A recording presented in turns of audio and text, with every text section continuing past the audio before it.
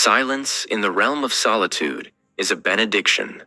In the abyss of loneliness, a curse. For Arthur Williams, silence was an immutable destiny. The night stretched infinitely, veiled in an oppressive hush. His sprawling one-acre estate, enshrouded in a spectral stillness, bore the weight of an unspoken malediction. Not a whisper, not a murmur escaped its bounds, neither from the mansion nor from the abyss of his own heart. Years had passed, each one steeped in an eerie quietude, a silence so profound it gnawed at the fabric of his sanity. It was a stillness that dared any man to inhabit his existence, a cursed pilgrimage devoid of passion, devoid of companionship, devoid of love. Within the grand confines of his 2,000-square-foot bedchamber, a museum of antiquity unfolded elaborate vintage furnishings, an assemblage of arcane statues, somber portraits, and shelves brimming with archaic tomes. Every artifact bore an untold history, yet his own existence remained devoid of significance. Darkness was his solace, the only refuge for a soul whose thirst for tranquility was insatiable. Mankind often speaks of the heart's desires, the mind's musings, but who among them truly comprehends the whispers of the soul? Arthur was no exception, and if a man is blind to the yearnings of his soul, what then is the purpose of his existence? His chamber was a sanctum of tenebrosity, a realm steeped in an eerie, oppressive aura. There, ensconced beneath the embrace of a heavy quilt, Arthur lay in the throes of sleep. His windows remained perpetually ajar, not out of negligence, but from an enduring hope that one day the suffocating air would dissipate, yielding to the caress of a gentle breeze.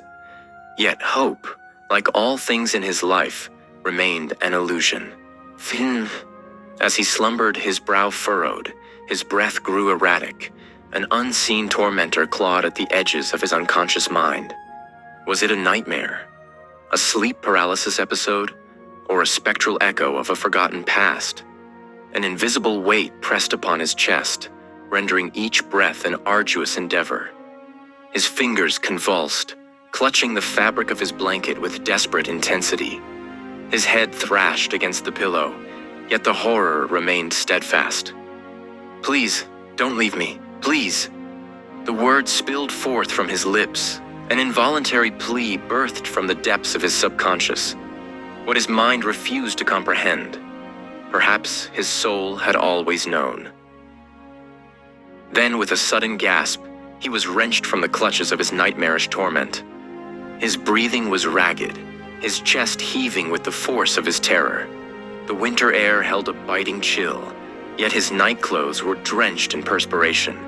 The relentless pounding of his heart echoed through the stillness of the chamber, an unruly cadence of distress. When the tempest within him subsided, Arthur exhaled a sigh laden with frustration. Again, the same torment, the same spectral agony that had haunted him for years. Those eyes, the luminous, sorrow-laden eyes, persisted in his dreams, refusing to relinquish their claim upon his psyche. Therapists had dismissed them as remnants of childhood trauma, yet Arthur knew better. These eyes were no mere phantasm of memory. They had pursued him into manhood, hovering at the periphery of his consciousness. They were both familiar and foreign, a paradox defying explanation. He understood nothing of their origin, yet he knew one irrefutable truth: those eyes would never cease their pursuit. As with countless nights before, sleep remained an unattainable luxury. Weary and restless, he traversed the confines of his chamber, pacing like a caged beast before ascending to the terrace. There, beneath the celestial expanse, he wandered aimlessly. Later, his steps carried him to the backyard, where he halted and gazed heavenward. The moon loomed above, radiant and untouched, casting its argent glow upon the desolation below. "How poetic," he murmured, a wistful smile ghosting across his lips. Whoever created the moon must have been a poet.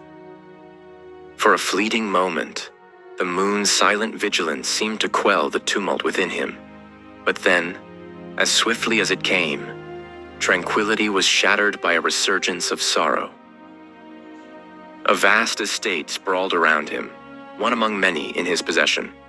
Yet no matter where he tread, solitude remained his sole companion. No family, no friends, no love. What does it feel like to be loved? The question lingered, unanswered.